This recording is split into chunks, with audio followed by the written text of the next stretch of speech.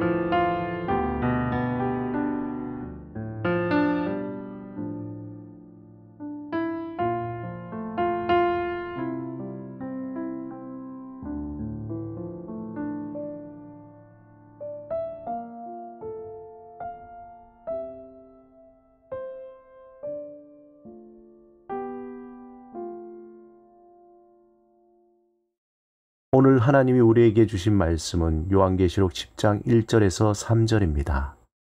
함께 말씀을 읽고 우리에게 들려주시는 하나님의 음성을 듣겠습니다. 하나님의 말씀을 경청하십시오. 내가 또 보니 힘센 다른 천사가 구름을 입고 하늘에서 내려오는데 그 머리 위에 무지개가 있고 그 얼굴은 해 같고 그 발은 불기둥 같으며 그 손에는 펴놓인 작은 두루마리를 들고 그 오른발은 바다를 밟고 왼발은 땅을 밟고 사자가 부르짖는 것 같이 큰 소리로 외치니 그가 외칠 때에 7 우레가 그 소리를 내어 말하더라. 무슨 일을 하는데 가장 중요한 부분을 완성함을 비유적으로 이루는 말은 활용점점입니다. 직역하면 용을 그리고 난 후 마지막으로 눈동자에 점을 찍는다는 뜻입니다. 이 말은 남북조 시대 남조인 양나라의 화가 장승료가 금능에 있는 안락사 벽에 용 4마리를 그렸습니다. 그런데 그때 눈동자를 그려 넣지 않았다고 합니다. 그리고는 항상 눈동자를 그리면 용이 날아가 버린다고 말했다고 합니다. 그러자 사람들이 비웃으며 그의 말을 허황된 말로 여겼습니다. 그러자 그때 그가 한 마리 용에 붓으로 점을 찍어 눈동자를 그려 넣는 순간 천둥 번개가 요란하게 치더니 벽을 깨고 나와 하늘로 날아 올라갔다고 합니다. 물론 눈동자를 그려넣지 않은 3마리 용은 벽에 그대로 남아 있었다고 합니다. 계시록 9장에서 6째 나팔이 울리고 이제 7째 나팔이 울릴 차례입니다. 만약 7째 나팔만 울리면 모든 재난과 심판이 끝이 나고 하나님 나라가 완성됩니다. 그런데 계시록 10장에는 심판의 활용점정이 될 7째 나팔은 울리지 않습니다. 대신에 그 마지막이 오기 전에 있어야 할 중요한 일들을 소개합니다. 요한은 성령의 감동으로 7째 나팔 대신에 힘센 천사가 구름을 휘감고 하늘에서 내려오는 것을 봅니다. 그 천사는 머리 위에는 무지개가 있고 그의 얼굴은 해와 같습니다. 그의 다리는 불기둥과 같고 그의 손에는 작은 두루마리 책이 펴 있습니다. 그는 오른발로는 바다를 밟고 왼발로는 땅을 밟고 있습니다. 그때 그는 마치 사자가 포효하듯이 큰 소리를 내는데 일곱 우레, 즉 일곱 천둥 소리를 내어 말합니다.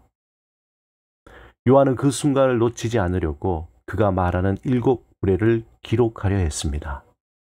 하지만 하늘로부터 음성이 들려왔습니다.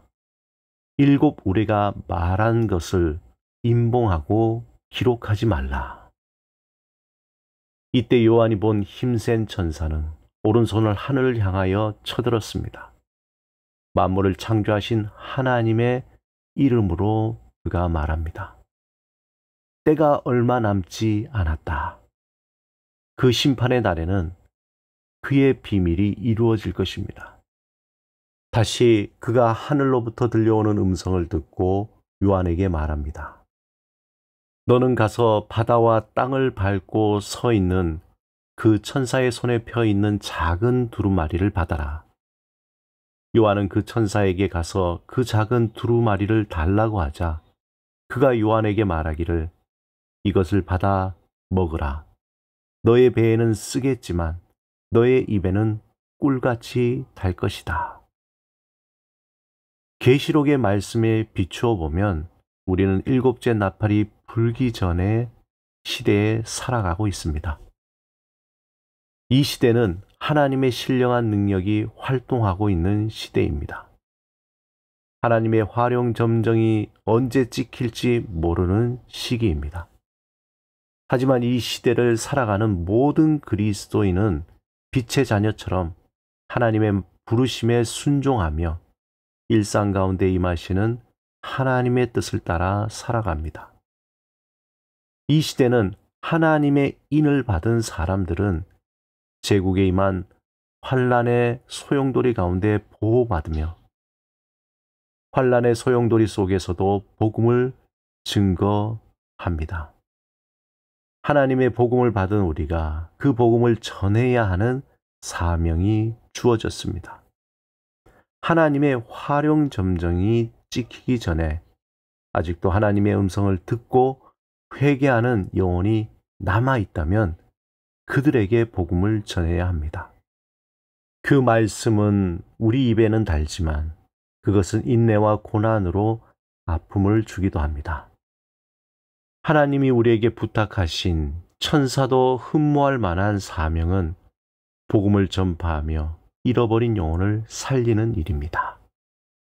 오늘도 그 사명에 순종하며 한 영혼을 살리는 삶이 되시길 바랍니다. 함께 기도드리겠습니다. 주님, 우리의 삶을 통해 주의 복음이 전파되게 하소서. 주의 복음으로 잃어버린 한 영혼이 주께로 돌아오게 하소서. 예수 그리스도 이름으로 기도드립니다. 아멘.